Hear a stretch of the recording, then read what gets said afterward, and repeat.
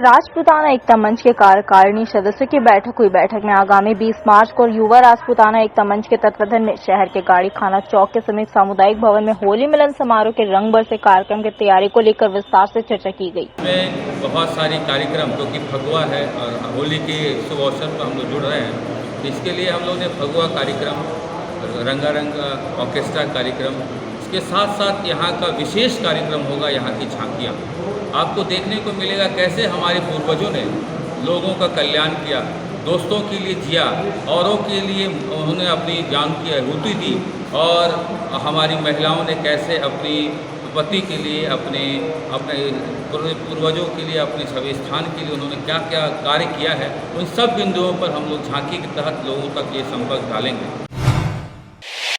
37वां कुंजवंत स्थापना दिवस समारोह 21 मार्च को संत कोलवंत स्कूल में मनाया जा रहा है। स्थापना दिवस समारोह को लेकर आज एक प्रेस वार्ता की गई, जिसमें पद्मश्री मुकुंद नायक सहित कई गणमान्य लोग उपस्थित हुए। मौके पर पद्मश्री मुकुंद नायक ने झारखंडी संस्कृति एवं अखड़ा परंपरा को बचाने के लिए सरकार से अपील की। मैं तो आज सवाल छोड़ रहा हूँ आप सबों के पास कि जो समस्या खड़ी हुई है ये झारखंड आदिवासी मूल्य वासियों के अखड़ा संस्कृति को लेकर के है, लेकिन ये समस्या सिर्फ अखड़ा संस्कृति झारखंड की नहीं है। ये पड़ोसी राज्यों, कहीं चौपाल है, कहीं बैठका है, कुछ है, क्या है, लेकिन मुझे लगता है कि पूरे देश में ये जो परंपरागत चीजों की है, बोली भाखा, गीत संगीत, रीत रस्म, प्रेम, पर्व त्योहार का क्षरण हो रहा है, रिटार्डेशन हो रहा है। तो हमने उसी दर्द को लेकर के ये सवाल खड़ा किया है, और ये कार्यक्रम 21 को जो रखा है गोष्ठी का, उसी लिए रखा है कि क्या इसको मिट जाने देना है कि इसको बचाना है। आपको उस दिन आइए, आपको स्वागत है।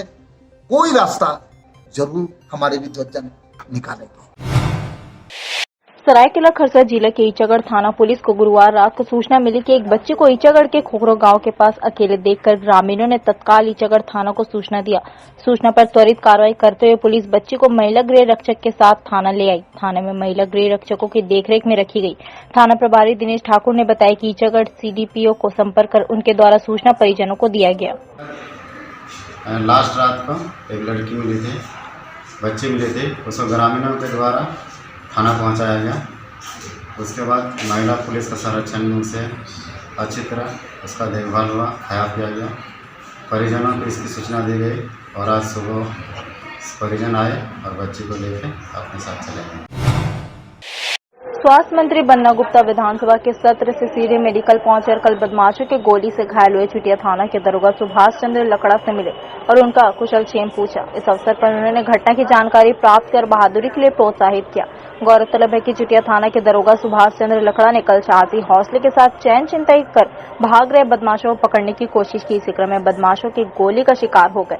उन्हें इलाज के लिए मेडिकल लाया गया, जहां वे इलाजरत है। आज मंत्री बन्ना गुप्ता ने उनसे मिलकर कुशल क्षेम पूछा और हौसला अफजाई किया, साथ ही बहादुरी के लिए 5,000 रुपए और शॉल देकर सम्मानित किया। इसके लिए पुरस्कार के रूप में उनको 5,000 रुपये नगद, साथ में उनको साल बुलाया है, उनके परिजन से मिलने का काम किया है। माननीय मुख्यमंत्री जी को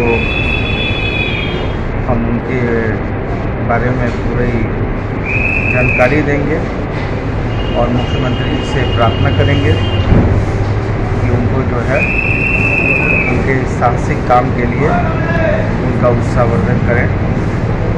और निश्चित तौर पर माननीय मुख्यमंत्री बहुत संवेदनशील है और हम किसी भी हाल में इस राज्य को अपराध मुक्त, उग्रवाद मुक्त करेंगे। रांची के चुटिया थाना क्षेत्र में बीते दिन दरोगा पर हुए हमले मामले का पर्दाफाश करते हुए रांची पुलिस ने खुलासा कर दिया है। वरीय पुलिस अधीक्षक सुरेंद्र कुमार झा ने मामले की जानकारी देते हुए बताया कि चेकिंग अभियान के दौरान 2 अपराध कर्मियों और दरोगा के बीच खींचतान और झड़प हुई थी। इस बीच गोली लगने से दरोगा का जख्मी हुए।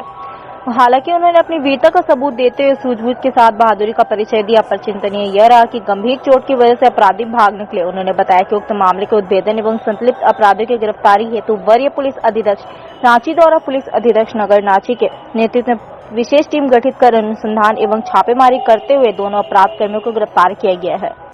रांची शहर के विभिन्न क्षेत्रों में जिससे स्टेशन घटनाएं घट रही थी, इसी परिप्रेक्ष्य में डीएसपी सिटी के नेतृत्व में एसपी सिटी के नेतृत्व में टीम कैम्प किया गया था, जिसमें कि डीएसपी सिटी, डीएसपी साइबर और तमाम जो थाने के पदाधिकारी लोग लगे हुए थे कि उसका जो हॉट स्पॉट होता है, जो क्राइम पैटर्न होता है कि कहाँ किस रूट से वो लोग भागता है, कहाँ से आता है, कहाँ जाता है। तो इसी परिप्रेक्ष्य में कल शाम में चुटिया थाने में एक इन्फॉर्मेशन आ रहा था कि कुछ जगह से कुछ लोग का मूवमेंट हो रहा है और मे बी ये लोग शायद चेन स्नेचर हो। तो उसी में रेकी करने के लिए जो थाने के PSI हैं सुभाष चंद्र लकड़ा द्वारा वहाँ पे एक स्पॉट पे उन लोगों को रेकी किया जा रहा था। रेकी के परिप्रेक्ष्य में उन्होंने पहचान लिया, इसको हाथ रोकने का इशारा किया और जो स्नेचर थे उनके इशारे की अवहेलना करते हुए भागना शुरू किया। अदम्य साहस और वीरता दिखाते हुए सुभाष चंद्र लकड़ा ने उनमें से दोनों को पकड़ लिया और उसमें से जो एक दूसरा जो था साथी उसका वो भागते हुए इस पे जानलेवा हमला किया, जिसके पिस्टल से उनको गोली लगी और वो अभी इंजर्ड है बट सेफ है। और चूंकि पुलिस पे अटैक था और इसमें हमारे PSI इंजर्ड थे, दोनों के इंट्रोगेशन से अभी तक पुलिस ने लगभग 30 एसएनसी के कांडों को खुलासा कर लिया है, जिन्होंने कन्फेशन में कहा है। जैसे कि आप देख पा रहे होंगे जो यहाँ पे पड़े कुछ आइटम्स, ज्वेलरी आइटम्स हैं।